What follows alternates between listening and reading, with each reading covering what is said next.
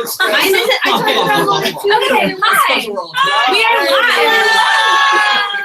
Hi, welcome to our first Google Hangout with the entire class of 2020 and all of our admitted transfer students so far. Congratulations! We're so excited to see you. It's something you'll see once a month over the summer, starting now, but our first one's going to be a little bit different. This one includes all of us. We are the board of directors for new student and family programs. We run the experiences and the programs that impact your first year. This summer, the Hangouts will include peer advisors who are like kind of impressive than us and maybe have some more interesting things to say. But tonight we're going to chat a little bit about what you can expect in the next few months, what your first year might look like at Northwestern, and most importantly, we're going to be answering your questions live. So don't forget that you can submit a question by tweeting us at #WWHangout. You can message us on the Wildcat Welcome Facebook page, or you can email us at wildcatwelcome@u.northwestern.edu. Before we get to any questions, we are going to introduce ourselves. So like I said, we're the board of directors for new student and family programs. There are 10 of us. Rocio is missing, but she misses you guys and she sends her love. We're all upperclassmen that work closely with the office to design and organize processes and programs to help with your transition to this university. Our job is to make this place of books and buildings your home. So I'll get us started. I'm Alana. I'm from Los Angeles. I'm double majoring in political science and journalism. And in honor of Dillo Day, which is this Saturday, we are all going to say our dream artist for Dillo 2017. Mine is the cast of Hamilton. That's who I would like to see here next spring. Hi, my name's Alan. Where am I from? Who am I? I'm from like Naperville and like Shanghai, and I live in Beijing. It's a long story. Studying neuroscience and philosophy. And then my dream performer for Dillo 2017 is Frank Ocean, but he drops his new album while he's performing. Boys don't cry. Yes. Hi, I'm Chris. I'm from Cary, Illinois, which is in the northwest suburbs of Chicago. I'm studying industrial engineering and psychology, and my dream Dillo act would be St. Lucia. Hi everyone, my name is Amaki. I am from Chicago. I'm studying sociology and biology. My dream act for Dillo 2017 would be J. Cole. I'm Miles. I'm from Port Washington, New York, which is on Long Island, for all you Long Islanders out there. I'm studying material science and engineering. And my dream, I think it would be surprisingly fun to be like dancing around to Green Day. So I'll see that in 2017. Surprisingly fun. Hi, my name is Ben. I'm from Franklin, Tennessee. I'm studying psychology and learning organizational change.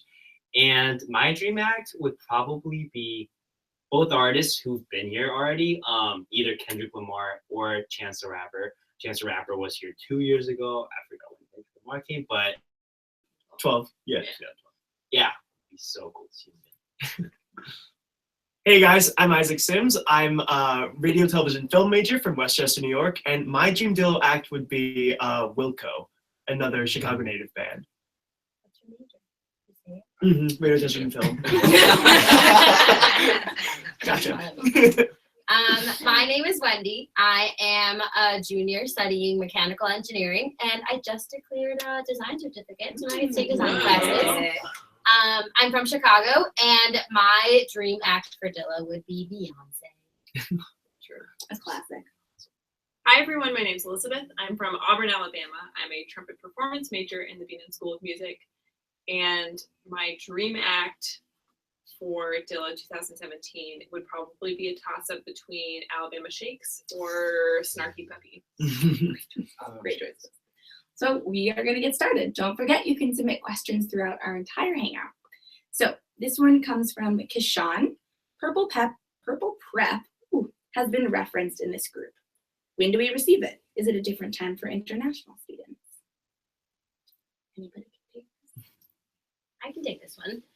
So Purple Prep is your guide to everything. Miles has it right here. This is for the new students in class of 2020, and transfer students have their own as well. And anything, a lot of your questions from academics to what type of laptop to buy to residential deadlines are in there.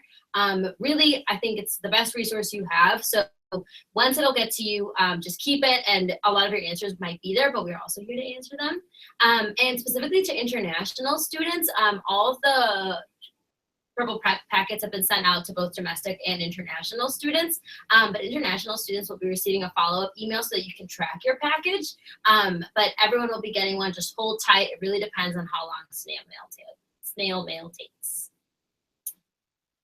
Terrific. So Myrna is asking, when is the orientation and when do we get to pick our classes? Ooh.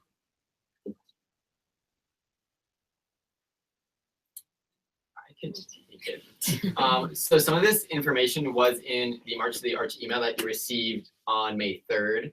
I believe, so you can reference that as well.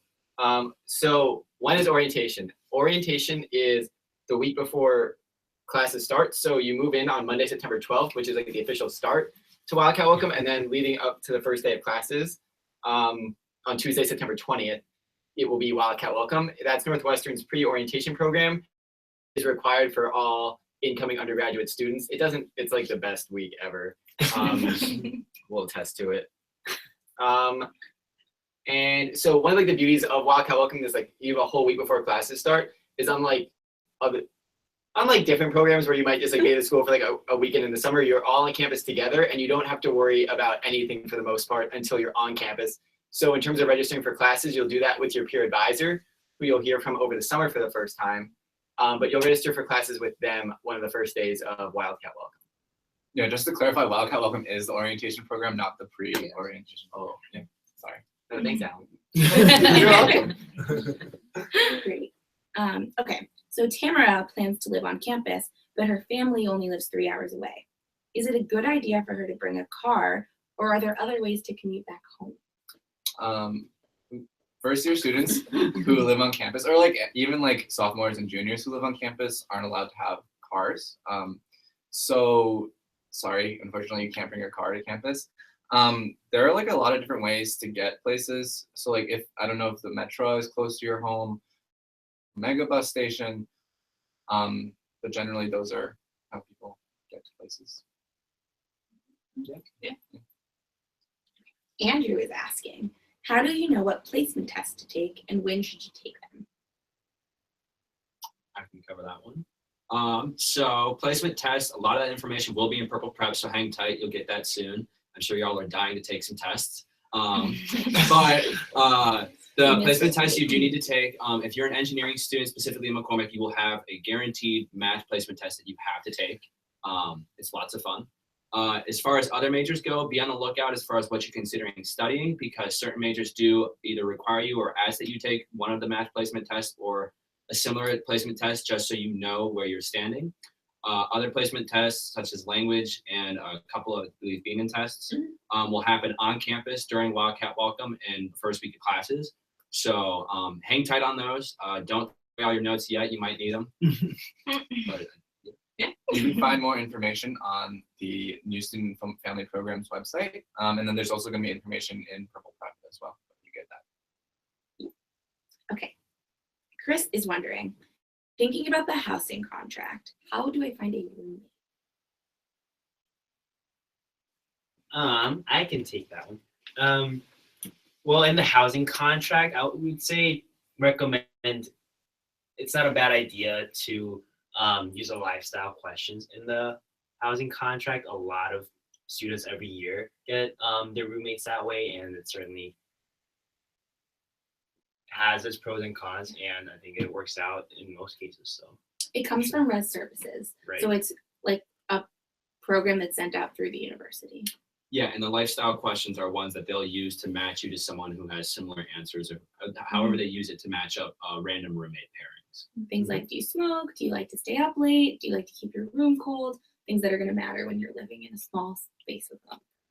Yeah. But the other option is to kind of find someone on your own, but that's pretty stressful, and we think that the housing contract is probably the best way to go. Okay. Troy is wondering how students usually manage during pre-orientation programs. with transportation of all their belongings.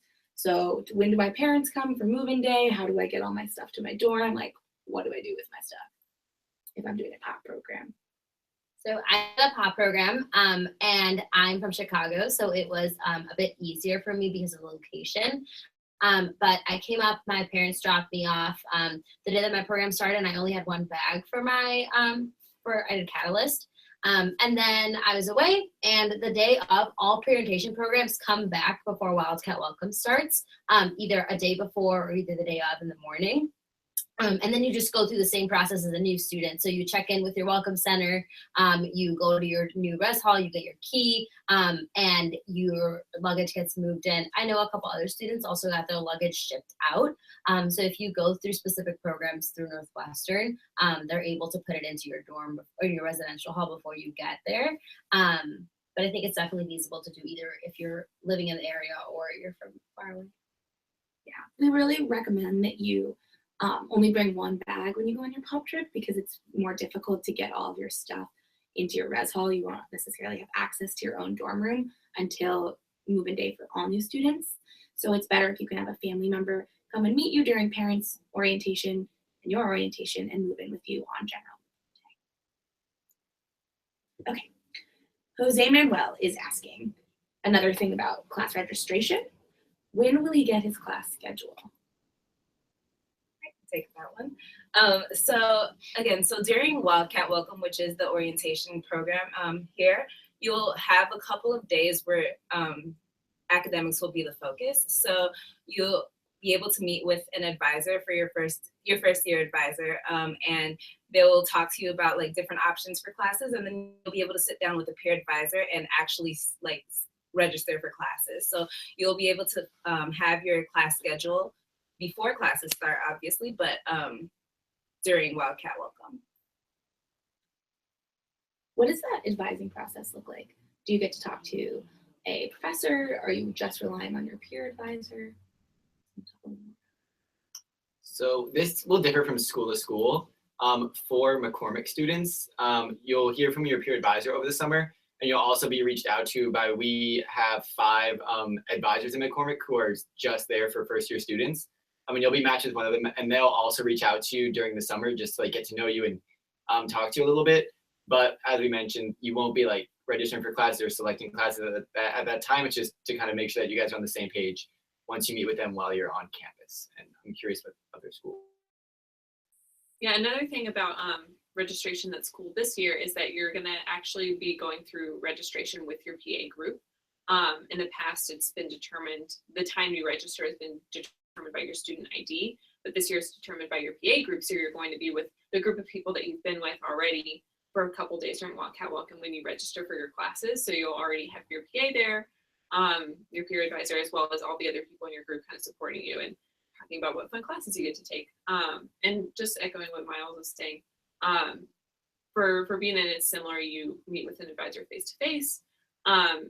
And they're a great source of support, but also, as we've mentioned several times, like your peer advisor is a student who has been in a program at least similar to yours. So they'll be able to really be your first point of reference when you're looking at classes. You'll definitely have resources. You have academic resources who can say, hey, this is how you have to, this is like what you need to take for your major. And then you'll have another student there who can say, this is what's feasible. This is what's going to be fun. This is what's going to not totally overwhelm you during your first year. So you're absolutely covered during Wildcat Welcome.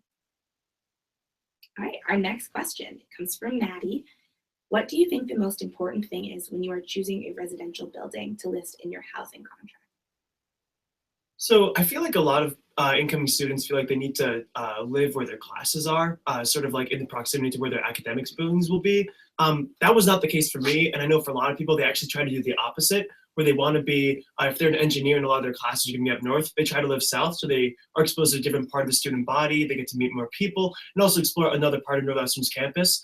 Personally, for me, I wanted to live South Campus because Evanston downtown is really close to South Campus, and I really like to eat food, and it's really easy to go in town and like go to Whole Foods or Trader Joe's or like Clark's to get a burger. Important to me, but a lot of other people find various different reasons to find another place on campus. So this question comes from Jeremy. thinking about AP score deadline to send in the scores that I get this summer, or those scores that I already have. Someone check the purple prep. Yeah, that's Oh. definitely a purple Check prep, purple prep for the deadline. which is in the mail. Contents. It's coming. It's coming. It's August It's coming. 1st. Oh yes, it is August 1st. See how long- This is so handy. It's like all the answers. all the names. Thanks, Um, Purple Prep. But you do have to send your AP scores or IB scores through the testing service. So that's who you're gonna need to talk to about that. Apparently IB scores, the deadline is July 15th, so not August 1st, so that's different between IB and AP. Good note. Okay, this question comes from Sayeda. She's going to be commuting this year. How is Wildcat Welcome different for commuter students? I had a commuter student. So I've been a PA for the past 2 Wildcat Welcomes, and I've had commuter students in my groups. Wildcat Welcome really doesn't differ too much for commuter students. You're placed into a group and you form the same sense of community with the other students in your PA group. Some of the programming does go late into night. Like there's a lot of like shows and student groups performing late at night, and sometimes that can go past midnight. So that's up to you how you want to commute, how you commute to and from school, whether it's public transportation or whether you're driving. But for the most, like they go through all the same programming and they're integrated into the group just the same way. Great, thank you. Our next question is kind of about going into the role of a peer advisor. Can someone describe what that person is doing a little bit more? So we were all peer advisors. Yeah, I think there's a technical difficulty. You'd have to stir. Ooh, Alana, up close and personal. Can't you use I'm it? pretty Pick it on the side. Yeah, go to the top right. Check your purple prep. Somebody do Let's turn the volume up. Wendy, like over up close here. and personal. Stop. Part 2. There you go. We're good. So And we're were- back. Yeah. So we were all peer advisors here, and the peer advisor experience is a lot of fun from both sides. Basically, they're both your peer and your advisor throughout not only just Wildcat Welcome, but your first year experience here at Northwestern. And that includes simple academic help with what class you should take, as well as like emotional support, social support, all that kind of stuff. They're really going to be like, if you want them to be your rock, they can be your rock, or they can just be your friend. Anything in between. So what you make of it, but speaking from seeing all of our peer advisors we're going to have this coming year, they're all going to be great. Yeah, so I'm like, you might have friends who are going off to different schools, and different schools have different kinds of orientation programs. I actually transferred here from a different institution, and the way orientation was structured there was that there were multiple sessions of orientation during the summer, and I had an orientation leader who I basically saw once and never saw again. So I think like the great thing about having a peer advisor is that it's supposed to be like a longitudinal, like year-long relationship, even longer than that if your PA is still around the next year, which is like great. And I've loved being a PA and having a PA as well. I think going off of that, like one of the things that was so special about my PA is they weren't only there for me during Wildcat Welcome, but they were there for the whole first year experience. And that's a lot of like, your peer advisors are going to be fully equipped and ready and trained to help answer any of your questions or help direct you to the right resources. But it won't only be during Wildcat Welcome where you're registering. It'll be sophomore year when you're trying to figure out what to do over the summer. It'll be junior year when you're trying to figure out what type of labs you want to do into research. So really, like, I think like Chris like mentioned it, like they're not only your advisor, but they're also your peer specifically, which like really helps because they're within your major, they're within your program. So they understand and they've just gone through it. And I think I found a lot of staff support at Northwestern to like help me navigate academics, but also outside of it. But the key value of being a peer is that we've gone through it just within a year or 2 years. So there's a lot of valuable insight. Don't forget, you guys, we're answering all these questions live. So please remember to tweet us, to Facebook message us, to email us. We want to help you out. Snapchat us. So our next question is coming from Josh. What was the biggest surprise to you in your first year expecting when you got to Northwestern? I don't think I was really expecting kind of the warmth that I felt on this campus immediately from other people. I guess I had this sense that like when I got on campus, people were gonna like try to get to know each other, but then they would start to pair off. But for pretty much the first like really my entire first freshman year was just that everyone was always trying to meet each other, always trying to make connections, get to know one another. And it was really exciting to watch just my friends make new friends and then make friends with those friends, like play that little connection game and find out who was in each other's classes and try to meet up with one another. It was just really exciting and a enjoyable experience to kind of meet people from all these different areas and have everyone be excited to get to know one another. I also transferred here from another school, and I found that when I started getting involved in extracurriculars, like they were a really important part of my life, and I did some of my most like interesting learning in the clubs and the different like non-class environments that I found myself in, and that was something that I really hadn't experienced at my old university, and I was really excited to be able to have like classroom knowledge that was applicable to my extracurriculars and vice. That was really special. This like isn't super deep, but we have a thing at Northwestern called the Lake Fill, and it's essentially just like a I don't know, like a massive land that's like right on Lake Michigan. And I was like really, I don't know, I was like really taken aback by like how much like lake we have like access to, and like it's so beautiful. And it's just like there's like on a nice day, like you can see Chicago from the Lakeville, and it's just like it's I don't know, it's like such a nice place. It's like yeah, it's cool. I really like dining hall food. I was gonna say that too. Yeah. I love to Cookie eat. bar. Yeah. Hot cookie bar. I wasn't sure what coming to school like would be like having my meals in dining halls, and I was like, yes, it's so nice. It's wonderful. Is there enough food? Oh yeah, it's plenty Like, of are food. you fed fully? Yes. That was something I had. Everything is unlimited in the dining halls. It's fantastic. Yeah.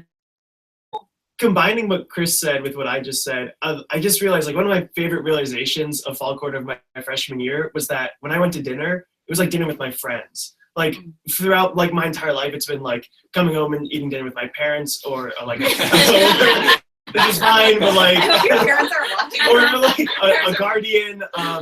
But just that idea that like all of a sudden now you can eat dinner with your best friends is like really, really exciting to me.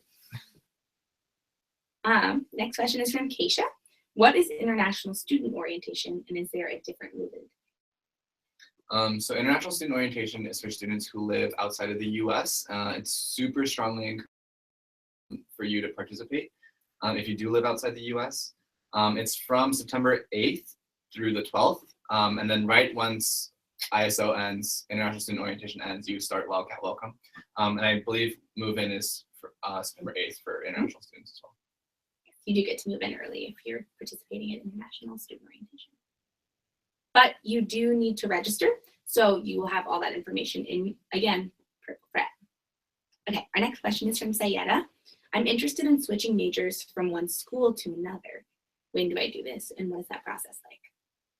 So I can talk a little bit about this. The process is a little bit different for each school. If it's something that you know you already want to do, you can go ahead and contact the Office of Undergraduate Admissions and figure out what the specific things you're going to have to do to make that switch will be.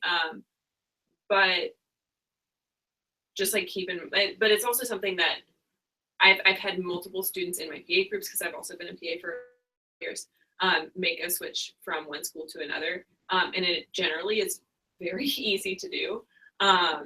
So I would say, like, don't be stressed out about it. If it's something you are considering, don't feel like you have to do it before you get on campus. Don't feel like you have to do it during Wildcat Welcome. Don't feel like you have to do it even in the first month. It's something that can be very fluid, or that you can like take classes in another school for a quarter before making an official switch. It's very easy to do, no stress. It's always in a way people always perceive it to be a very stressful thing, and it can be if you're thinking, you know, like changing major, not because it's hard to do logistically at all. So don't let that be part of the stress, for sure. I switched schools my sophomore year too. It's not something you need to feel like you do the minute you step on campus. Like you could take some time to figure out what you actually care about and what's interesting to you before you make a switch like that. Yeah. Also, I think I've had one of my PA students has switched schools at least twice. She switched from one school to another, then became dual degree, and now is switching one of the schools within her dual degree. So it's very easy. Where is the best dining hall? This comes from Zach. We all have favorites. Yeah, this is a tough one. Okay, it's my dining hall. Well, my personal favorite is a dining hall that only really exists from 8 at night to in the morning. It's this late night dining hall called Fran's, and it's in the basement of one of the residential colleges, Willard.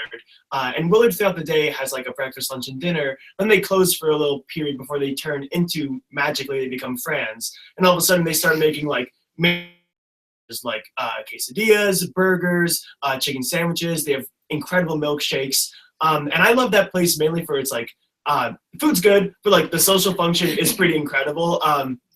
People come from all around South Campus, even North Campus, down to Friends, have a milkshake and hang out with friends and study. And I pretty much have spent every night of college there. I think a hidden gem is Norris also. They have so many options. Chris and I just went to lunch and he didn't know. There's like international station and like burger station, Subway, like lots of different Frontera. So like Norris. And you can use them. You can use your meals. Yeah, you can use your meals to eat at at these Norris. real restaurants in Norris. It's awesome. I'm also a really big fan of like specialty weeks. So you'll have like a lot of dining halls do like weeks where they have a special type of food, like food from, I don't know, pick your favorite country. There's I don't know, those are like really fun because I at least get to eat a lot of foods that I'm not really familiar with, and they're always really good. So Leo is asking, what is something you wish you knew before you got to campus? While we think about it, submit more questions. Snapchat us, please. I think I would have wished I knew more about like how to use office hours. So like more academic. But I didn't know that it was okay and like kind of cool to just go into your professor's office and sit and chat and like talk to them and get to know them a little bit, as well as asking for help when needed. But like I wish I had known that right off the bat, because that would have helped me adjust a lot faster. Yeah, retweet. I didn't go to office hours until this year because I didn't know you were like allowed to. So do that. I think I wish that I knew that it was like okay to eat some meals by yourself, and you feel kind of this pressure to always be making friends and always be surrounded by new people. But sometimes like you can just go to a dining hall and eat a sandwich and like, take a breath and be alone, and that's great too. Like also necessary. Yeah, definitely. I think self-care is, I wish I knew that was so important coming in, just because coming in, it might be your first time you're living by yourself, and it's really important to take care of yourself, whether that be, taking a break or from a study break or taking a nap or things like that. So I think also socks is important. True. It's so true. My peer advisor told me before I got here, she was like, sometimes you won't do laundry and socks are something you can't reuse. So have enough socks. Do you use other things? You're DTC now. You should be But also because you can lose one sock. Yeah, and then you Sure. realize other, Yeah. and you use warm shoes because it's cold. Yeah. Yeah, warm socks. Warm socks. Okay, this next question is from Sam. What is the difference between a residential college, a residential community, and a residential hall? I've answered this a few times, so I've learned. Is it in purple prep? I'm actually not sure if it's in Purple Prep, but it's definitely on the housing. It's definitely on the housing website, probably Purple Prep. So the first is a residential college. A residential college is a themed residence. So there's a whole list. I think that there's about 11 of them, and they could be like commerce, engineering, like public things, Sustainability. sustainability. And so these have faculty associated with them from different academic schools at Northwestern. And so that they're themed that way. A residential community also has faculty associated with them. They actually live in, there's 2 residential communities, Elder and Allison. And so these are more focused, you're gonna build a community in whatever type of residence you live in. But these have a lot of programming that are put on by the faculty, but not specifically themed. And then you're like the other option is just a residence hall. So this doesn't have faculty that are like specifically paired with the school. They still might come in, faculty might come in and do firesides and just talk to you about their research. And you'll still foster that community, whether it's with people on your floor, and your RAs are also gonna be a huge part of that. And you'll have residence directors. So I would think of it more in terms of like interest and the faculty associations rather than building community, because you will have a strong community wherever you go. Which ones do I have to apply to? you have to apply to a residential college, but not a residential hall or residential community. Okay. What is the best way to meet people outside of your major? Maddie wants to know. You know, I feel like I really haven't had an issue meeting people outside my major. Actually, like I would definitely plug for the not like random roommating, but like using the res services like roommate pairing to do that. Just because like my roommate my sophomore year, because I came in as a sophomore, was a theater major. And I like lived in a res college with like a bunch of being in like music students and like theater students as well. And that was like I thought it was fantastic. Just like being able to spend a lot of time with people who weren't in the same classes as me. And so I think you'll definitely find that wherever you live, no matter where that is. So that's one way. For me, it's about recognizing that like any moment you can make a friend. So when I'm in line at the dining halls, I'm gonna chat up with me. If I'm sitting in class, like I'm gonna sit next to a new person every day and try to make a friend. I'm like always looking to meet new people and just say hello. Like no one has ever not liked someone for being friendly. It's just never happened. Yeah, I would say I've met a lot of friends in classes, and also just kind of in getting involved in student organizations. I haven't, and this comes with the side story. I am not super involved in student organizations, but I've tried a lot of student organizations and then quit student organizations, like Which is friends. Great. So that's a good way to make friends. Just go for friends and then don't. No. It wasn't for me. I tried a lot of things. I tried frisbee. Yeah, it was not good for me. I'm not But good that's at college. frisbee. Try things, Try keep things. some, don't that. keep lots. You know? Sure. I think just speaking to the value too of having friends outside your major is so important. So like I picked Elizabeth's brain a little bit when we first met because she's like Beanin and like the way that she studies like her instrument and like her rehearsals are so much different than like what I do. And it's so cool because like you're surrounded by so many amazing people, and we are all learning in different ways. So it's really advantageous to get to know people outside your major, and that can start with your roommate, but also connections with the people on your floor, with your RA, with your peer advisor, and it just keeps building. Speaking of friendships, Ruth is asking if any of us are in fraternities or sororities and what that experience is like. Yes. Some of us are. I'm personally in a fraternity, and the way that a fraternity rush works, I'm in a what do you call it? An interfraternity council. It's an IFC one, so it's a social fraternity. It exists not for cultural reason, but morally just like a social one. Essentially, what happens is throughout fall quarter, fraternities host these events called Sunday night dinners, which are basically events for every Sunday night. If you're interested in rushing fraternity, you can come to their house, and they have free food. And it's like a social event. We basically get to talk to people, meet the brothers, and get a sense of whether that fraternity is right for you or not. Then later on, once we get to winter quarter, the start of winter quarter is when rush begins, and that's where you show up to these houses and you try to get, I guess they call it a bid still. After you've met with the brothers, you kind of go through that process of figuring out like whether you click with these people or not, whether the fraternity process is right for you in general, and whether you see yourself as a fit there. I'm a part of Panhellenic sorority, and formal recruitment begins in the winter, and you have so much time to explore once you get here too. So just like Isaac explained, Northwestern does deferred recruitment for all four Greek counselors that we have, so interfraternal, Panhellenic, and two multicultural. And so you have a lot of all of fall quarter, definitely nothing to worry about. Like now you're still in high school. Finish that up. But if you haven't already, true. But yeah, so it doesn't start till the winter, so a lot of time in January.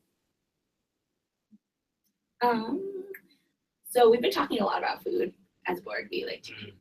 Sanjana is asking, how do we exercise? How do we stay fit? Like, why are we not? And Well, first of all, thank you for that question, because by asking it, you are implying that in some way we are fit. So that's really